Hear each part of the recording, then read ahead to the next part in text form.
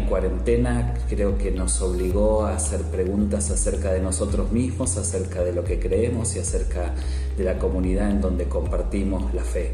Y de hecho creo de que no hay ningún problema con hacernos preguntas. Veo a Jesús como una persona que recibía las preguntas sin ningún inconveniente. En una oportunidad un joven va y le dice a Jesús, casi alardeando, le dice: maestro bueno, ¿no? Y Jesús lo corta, casi lo interrumpe, lo obliga a detenerse diciéndole: ¿a quién le decís bueno? Si bueno solamente hay uno que es Dios, ¿no? Casi con violencia. Yo me imagino a los discípulos mirando a Jesús, diciéndole: Señor, tranquilo, ¿qué pasó? Es más, tiene dinero, es bueno que nos siga. Sin embargo, Jesús sabía lo que había en el corazón. Y este joven le dice: ¿qué tengo que hacer para heredar el reino de los cielos? Una de las grandes preguntas que todos en algún momento nos la hicimos, ¿no? ¿Cómo puedo ser para ser salvo? Y Jesús responde a eso, obligándolo en algún momento a pensar sobre sus prioridades. Todos tenemos preguntas. ¿Cómo puedo ser para ser salvo? ¿Soy bueno? ¿Seré una persona buena? ¿O seré malo? Creo que todos nos hacemos en alguna oportunidad preguntas significativas acerca de nosotros mismos. Y una pregunta que creo que sería muy bueno que nos hagamos en este tiempo, creo que tiene que ver con el cristianismo, ¿no? ¿Qué es ser cristiano?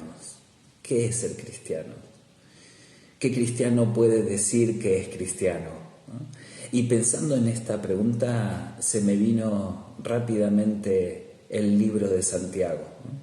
Yo creo que Santiago es una gran epístola, una gran manera de comunicarnos con nuestra cristiandad. Creo que es una fórmula para iglesiar, una fórmula para saber poner en práctica nuestra fe, para no solamente ser parte o ir a la iglesia, sino también para poder entre nosotros poner en práctica justamente la iglesia, ¿no? Es decir, iglesiar.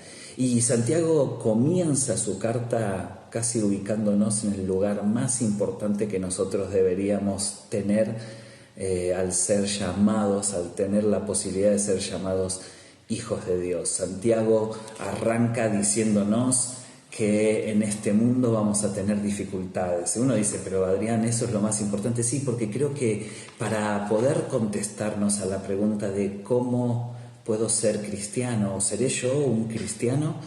Creo que tenemos que comenzar por lo más importante, y es ubicándonos en un lugar de humanidad.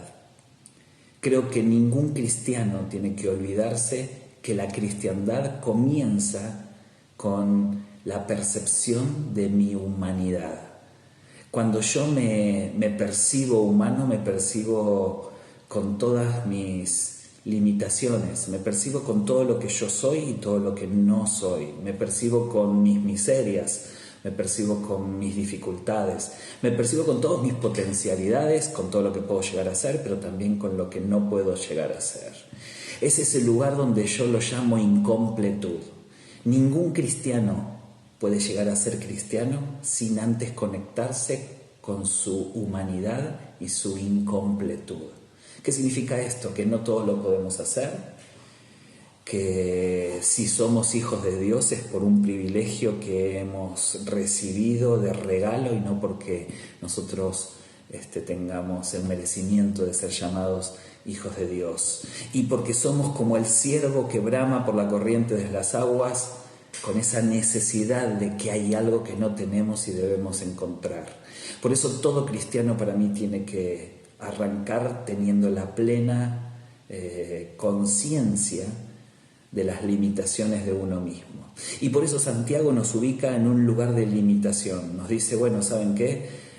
Qué bueno, qué precioso, qué excelente oportunidad que tienen los sufrimientos. Dice, y es más, dice, es una enorme oportunidad, estratégica oportunidad de que vos en el sufrimiento y en la dificultad puedas estar contento. Yo me imagino quienes leyeron por primera vez esa carta deben haber dicho: me parece que se equivocó, porque la verdad es que yo no quiero sufrir en este mundo, yo no quiero pasar por dificultades en este mundo. Si para ser cristiano tengo que tomar conciencia de mis limitaciones, voy a tener que tomar conciencia que esas limitaciones seguramente me van a llevar por caminos de dificultad, que es parte de la humanidad, es parte de nuestra capacidad de vivir el hecho de reír, pero también el hecho de llorar, ¿no? Y Santiago lo dice: tened por sumo gozo, versión Reina Valera, ¿no? Tened por sumo gozo cuando os halléis en diversas pruebas. Y uno dice: para, me estás diciendo que tengo que estar, primero que voy a tener pruebas y que después tengo que estar contento, es decir, tengo que tener sumo gozo cuando me encuentre frente a esas pruebas. No, pará, a mí predicame pare de sufrir. A mí predicame que las cosas me van a salir bien. A mí predicame que si voy a Jesús me voy a encontrar con todo servido, con la mesa llena de alimento, con la sombra del Omnipotente sobre mí, con que alzaré mis ojos a los montes y sabré de dónde viene mi socorro, con la salvación, con las virtudes, con lo bueno. Y sí, todo eso tiene la vida, pero también la vida del cristiano incluye los peores momentos. Y Santiago lo dice así. Entonces, ¿saben qué? Tengan por sumo gozo cuando os halléis en diversas pruebas. Sentite privilegiado porque estás pasando por dificultad. ¿Por qué? Porque al terminar esa prueba vas a haber trabajado tu humanidad, tus limitaciones. Es decir, lo que dice Santiago es: al haber terminado la prueba, y uno le agregaría, ¿no?, al haber terminado la dificultad, al haber pasado por ese momento, voy a alcanzar unción, poder, sabiduría. Voy a haber alcanzado milagros, ser testigo de prodigios. Voy a haber alcanzado ser un líder mejor. Voy a haber alcanzado más conocimiento. No. Santiago dice: no, tranquilo, bajen. Después de haber pasado por la tribulación, vas a haber alcanzado paciencia. Y uno dice: pero solo paciencia, tira algo más. Es decir, quiero haber alcanzado muchas cosas más, Señor, algo un poco más cool. No, paciencia, ¿no? Tened por sumo gozo cuando os halléis en diversas pruebas, sabiendo que la prueba de vuestra fe produce paciencia. ¿Qué es la paciencia? La capacidad de espera. Nuestra humanidad, en nuestras limitaciones para ser cristianos, tenemos que saber esperar. Pero después Santiago sigue escribiendo hasta llegar a la fórmula más importante para mí, que tiene que ver con la cristiandad. Miren, sigue escribiendo Santiago y después dice: ojo, ustedes tienen que ser hacedores, no solamente oidores. Es decir, no puede ser que nosotros, si queremos ser cristianos, seamos profesionales del discurso y amateurs en los hechos. No puede ser que nosotros prediquemos una cosa y no lo pongamos en práctica. Y cuidado, porque estamos frente a una nueva generación que nos rodea. Los que tienen hoy 7, 8, 10, 12 años, 15, son una nueva generación que rodea nuestra cristiandad. ¿Y saben qué? Aprenden más por lo que ven que por lo que oyen. Entonces nosotros no podemos darnos el lujo de escindir entre los dichos y los hechos. Por eso Santiago dice: vas a tener dificultades y las dificultades van a tener algún resultado provechoso para vos. Vas a tener una capacidad de aprender que la vida tiene procesos, así que paciencia. La cristiandad es un proceso paciente. Que la paciencia significa la capacidad de espera en paz. Pero después te dice: pero ojo, que en ese proceso tenés que conseguir hacer las cosas que estás aprendiendo que debes hacer. Pero no termina ahí, ¿no? Después, en el capítulo 2, habla de la justicia social, Santiago. Dice: todo cristiano tiene que estar inmerso en la justicia social. ¿Qué significa la justicia social? Es poner en práctica lo que aprendes en la iglesia. Por eso dice: la fe sin obras es muerta. Bueno, pero Señor, yo no necesito hacer cosas para recibir fe. Sí, eso es cierto. La fe de Dios es un regalo directo del cielo sin costo. Pero después tu fe tiene que ser puesta en obras. Porque la gracia tiene 3 momentos. El primer momento de la gracia es de Dios hacia vos, totalmente gratuito. Ese es el primer momento. Y yo no puedo exigirle a Dios ni más ni menos. La gracia es gracia. Y no tiene volumen la gracia. La gracia es total. La gracia se recibe y no es que recibo un poquito de gracia. No es que te perdono un poquito, ¿no? Y sos un poquito salvo. No, la gracia es gracia, ¿no? Sin volumen. Es total, ¿no? Es máxima. Pero ese es el primer movimiento. Después hay un movimiento no solamente de Dios hacia vos, sino que de vos hacia vos mismo. Es decir, así como fui perdonado, tengo que perdonarme. Pero después hay un tercer movimiento, de Dios hacia vos, de vos hacia vos mismo, para que después vos lo desparrames en los demás. Fuimos perdonados, nos perdonamos para después perdonar a otros. Entonces Santiago, que entendió esto, dijo, ok, no estoy hablando del primer momento, estoy hablando del tercero. No estoy hablando de la fe que viene derramada de parte de Dios, porque eso no tenés que hacer nada para conseguirle, es un regalo de parte de Dios. Pero hay un tercer momento en donde la fe tiene que mostrar acciones concretas. Entonces dice, la fe sin obras es muerta. El capítulo 3, Santiago le da una vuelta, tipo como un huracán, y empieza a hablar de cómo justamente poner esta fe en obras. Y empieza hablando de lo negativo. La lengua, cuidado con la lengua, cuidado con lo que dicen tus palabras. Después habla de la amistad del mundo, ¿no? De dónde viene en el capítulo 4, de dónde vienen los pleitos y las divisiones, ¿no? Las codicias y la envidia, de dónde viene de nuestra humanidad, de nuestra peor parte. De esa parte que nos obliga a anular la incompletud y por ende anular todo lo que nos puede llevar a ser buenos cristianos. Para, Adrián, no entiendo nada, yo a veces tampoco, pero voy a tratar de explicarlo mejor. Yo creo que todo cristiano vive constantemente en la incompletud.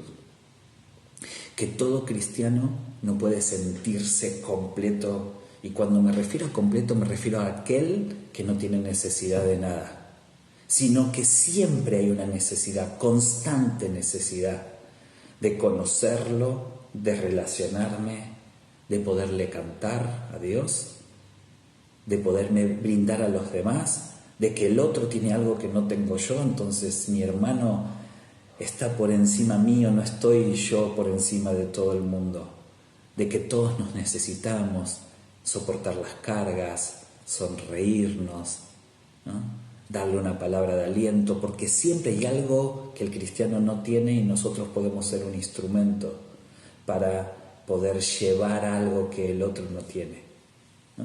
Entonces creo que justamente toda la mala naturaleza que no permite la cristiandad real y genuina en nuestras vidas es lo que nos anima a sentirnos completos. ¿Por qué codiciamos? Por completud. ¿Por qué nos peleamos? Por completud. ¿Por qué competimos? Por completud. ¿Por qué hay pleitos entre nosotros? Por completud. ¿Por qué la lengua contra otra persona? Por completud. ¿No? El gran pecado que tiene la iglesia es querer sentirse autosuficiente. ¿Saben qué? Dios no aviva la autosuficiencia, porque justamente el avivar existe porque existe la falta.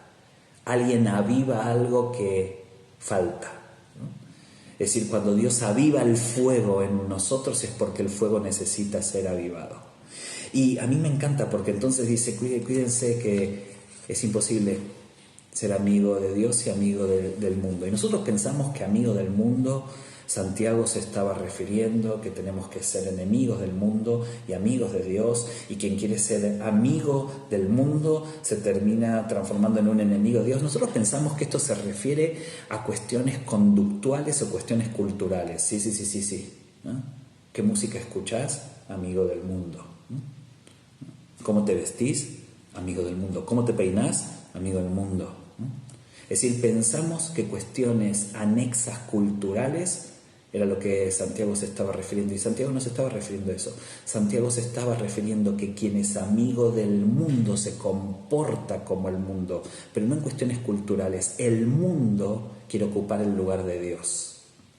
El mundo tiene la premisa de poder nosotros ser completos. Si te compras tal carro, si tenés tal reloj, si tenés tal cuerpo, vas a poder sentirte completo. si te operás, si te pones más volumen, si te operás, si te sacás volumen, ¿no? Si un título colgado en una pared te da la sensación de poderío. Todas esas cosas cumplen la función de generarnos a nosotros poder, la sensación de completud, porque nosotros creemos que esas cosas completan nuestra incompletud, nuestra naturaleza humana. Y entonces Santiago lo que dice es: quienes están, voy a parafrasearlo, versión Adrián Intrieri, ¿no? Quienes están buscando que sea el mundo el que te complete, se vuelven contrarios a Dios. ¿Sabes por qué? Porque entonces el mundo pasa a ser tu Dios, ¿no? El amor a las riquezas pasa a ser tu Dios porque te completan, te hacen sentir poderoso. Y se soluciona de una manera, porque uno puede decir, pero entonces, ¿qué tengo que hacer? ¿Tengo que ser pobre? No, porque también el ser pobre, como una bandera levantada y como una especie de sensación altruista de que mira qué pobre que soy y qué humilde que soy, también eso pasa a ser un objeto que te completa. Cuidado con esto, que algunos se pasan de humildes y de sentirse humildes, la humildad los termina completando, cuando la humildad es la plena conciencia de nuestra naturaleza incompleta. Entonces, cuidado, no estoy hablando mal de las riquezas, no estoy hablando que debemos ser pobres.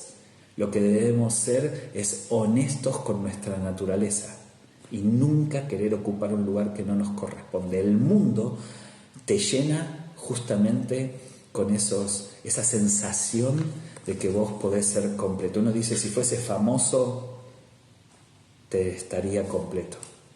Si tuviese tal cosa, estaría completo. Y no nos damos cuenta que nada puede ocupar el lugar incompleto en nuestras vidas. Pero porque uno dice, bueno, Adrián, pero no estoy entendiendo. Entonces lo que vos estás diciendo es que para ser cristiano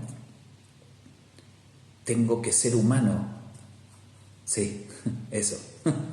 Y para ser humano significa ser incompleto. Sí, pero entonces vos, ecuación, ¿no? Si ser cristiano es ser humano y el humano es incompleto, significa que el cristianismo es incompleto. ¿Sí?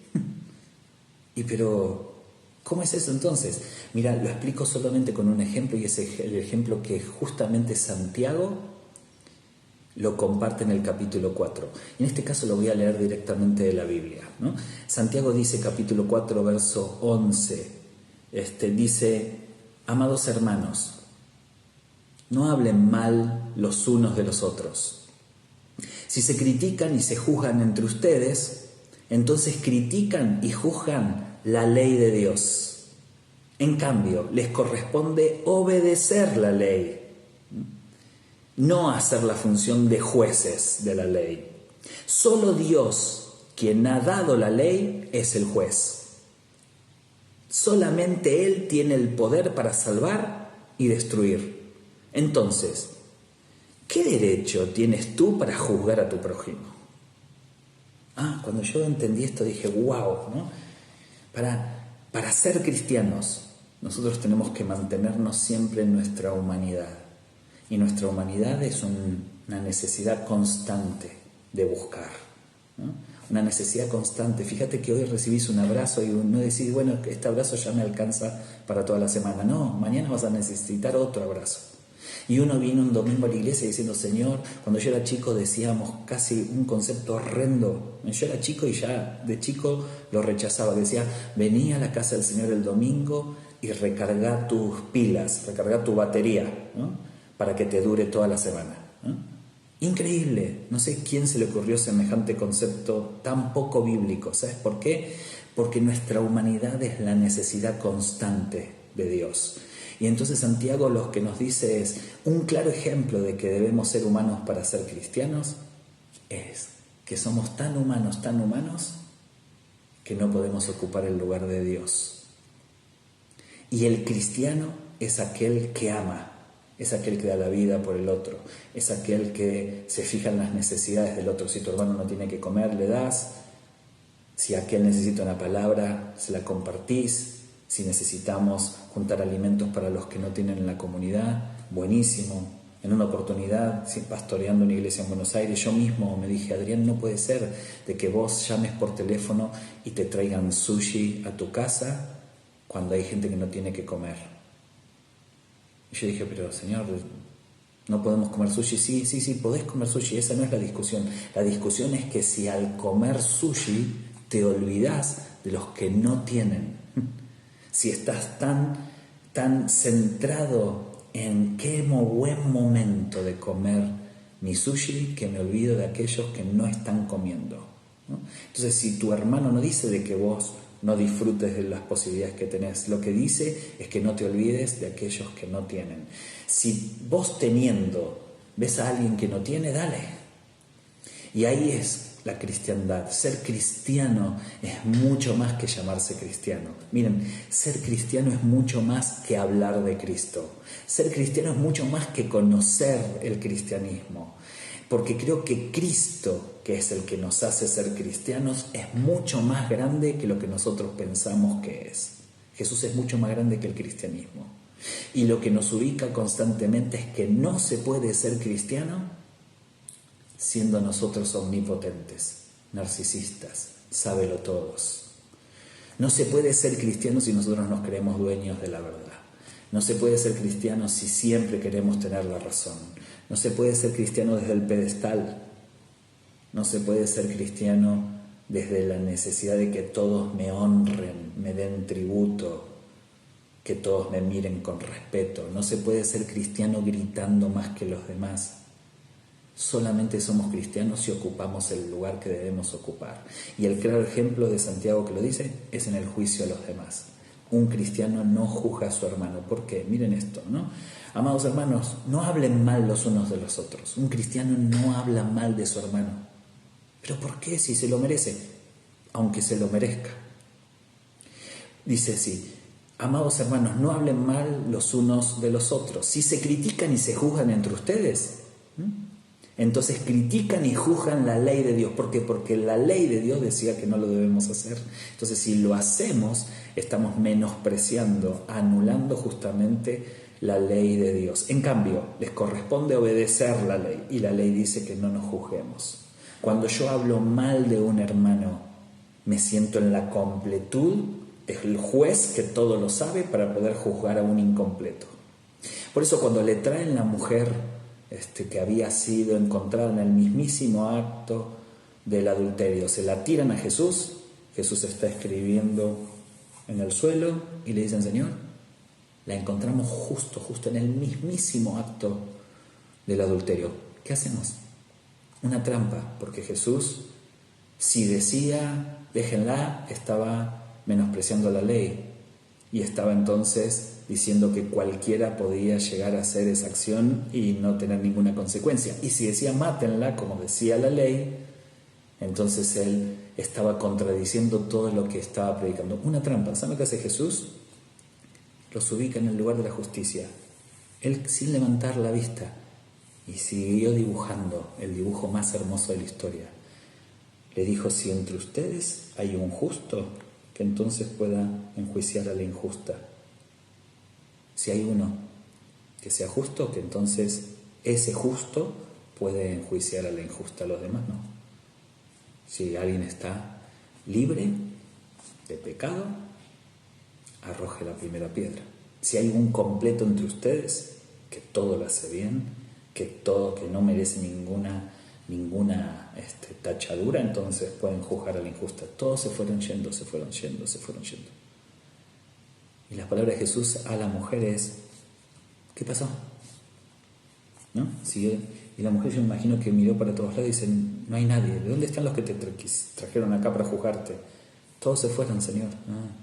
Entonces no hubo ni uno que te juzgue. No. Bueno, y ahí, claro, ahí sí, en esa escena había un justo que podía juzgarla, que era Jesús. Jesús sí era justo. Jesús sí podía apedrearla.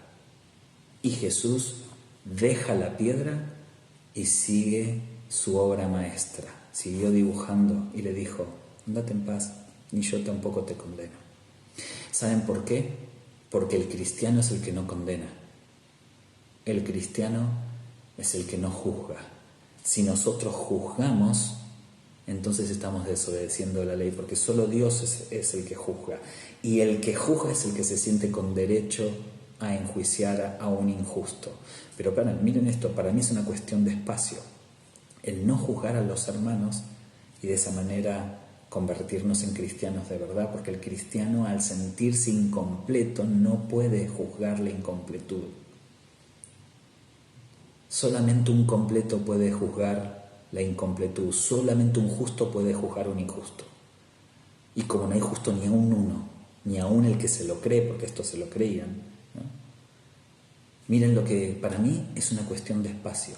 El cristianismo es una cuestión de espacio, y el claro ejemplo es el juzgar los unos a los otros. ¿Por qué? Porque voy a leerlo al principio como está en la Biblia y después lo voy a dar vuelta a ver qué creen ustedes. Dice, solamente Él tiene el poder para salvar o destruir. Entonces, ¿qué derechos tienes tú para juzgar a tu prójimo? Si lo leemos al revés, ¿qué derecho tienes tú para juzgar a tu prójimo si solamente Él tiene el poder para salvar o destruir? Solo Dios, quien ha dado la ley, es juez. Entonces fíjense que es una cuestión de espacios. Solo Dios puede juzgar a los demás porque solo Dios es. Solo Dios puede juzgar a los demás porque solo Dios es juez y justo. Si yo juzgo a un hermano, me estoy poniendo en el lugar que le corresponde a Dios. Por consiguiente, es una cuestión de espacio. El juzgar a los hermanos tiene que ver con el espacio. Tiene que ver con dónde te ubicas vos, en el lugar de humano o en el lugar de Dios. Aquellos que con su lengua maltratan, aquellos que critican, aquellos que pueden juzgar a los demás, yo lo diría que así, miren, y esto me hago cargo de este concepto, yo creo que es autoidolatría.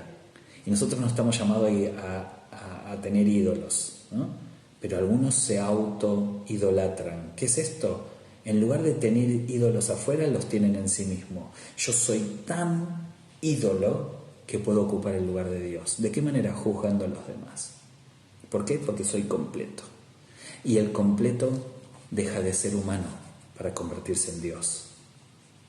El completo no tiene necesidades porque todo lo sabe. Todo lo sabe de vos, por eso te puede juzgar. No conoce tus debilidades, no conoce tu historia. En una oportunidad, una jovencita había pasado de mano en mano con todos los jóvenes casi de la iglesia. Increíble que ella era la mirada como, ahí está, ¿no? Espíritu de Jezabel y todas esas cosas, ¿no? Ay, ¿no? Ramera y demás. Y increíble que de los hombres no se decía absolutamente nada. Cuando yo la atendí, me contó la historia de cómo ella había sido lastimada históricamente por todos los hombres que había tenido alrededor.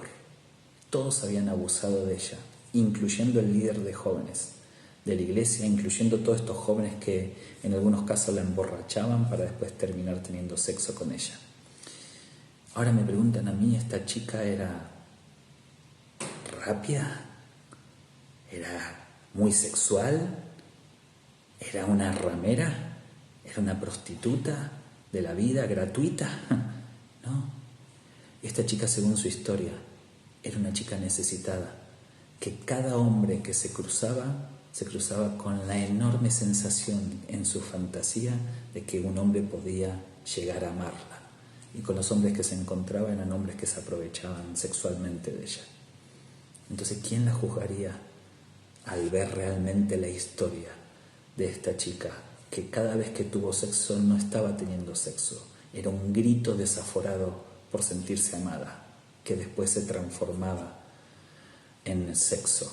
Jesús, cuando vio a la adúltera, debe haber visto su historia. Y cuando vio a los que se la trajeron, debe haber visto también su historia. ¿Quién era la incompleta y quiénes eran los que ostentaban un lugar que no les correspondía?